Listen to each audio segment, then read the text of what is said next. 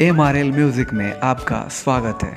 हमारे चैनल से जुड़े रहने के लिए लाल बटन को दबा के चैनल को सब्सक्राइब करें और लेटेस्ट अपडेट के लिए बेल बटन को दबाना ना भूलें। बोलबम बोलबम जैसी जैसी म्यूजिक बाय बीपीएस प्रेमी। बोलबम बोलबम जैसी जैसी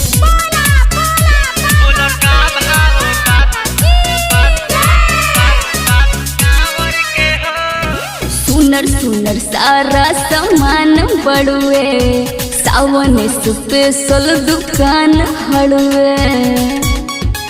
ए बाबू ले लो तो दे दो। सुनर सुनर सारा सामान बड़ुए, सावन स्पेशल दुकान हड़ुए। खोलो शटर देखाई अपन पावर के हो, खोलो शटर देखाई अपन पावर के हो।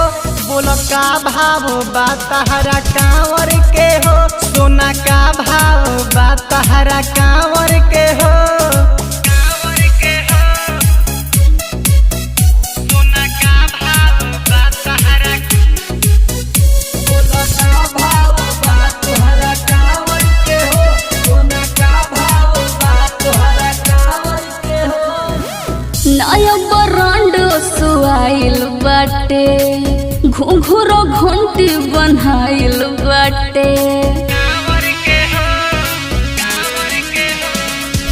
सुल्तानगंज से उठावे के बा, बाबा पर जलवा चढ़ावे के बा। तू तो लेत बालू फायदा अधियावर के हो, काहे लेत बालू फायदा अधियावर के हो।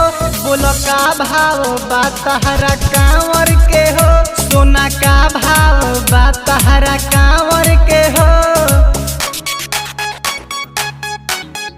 बोलबम बोलबम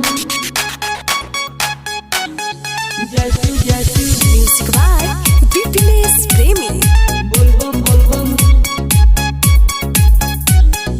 जैसी जैसी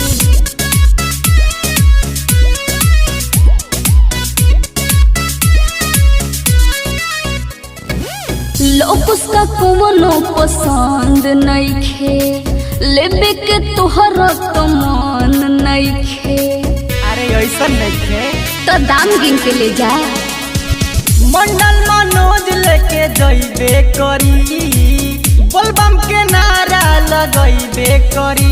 केहू गोर के गारा हक, केहू सांवर के हो, केहू गोर के गारा हक, केहू सांवर के हो। बोल का भाव बा तहरा कांवर के हो, सोना का भाव बा तहरा कांवर के हो। सुनर सुनर सारा सामान बड़ुए, सावन स्पेशल दुकान हड़ुए। खोलो शटर देखाई अपन पावर के हो, खोलो शटर देखाई अपन पावर के हो। बोलो का भाव बा तहरा कांवर के हो, सोना का भाव बा तहरा कांवर के हो।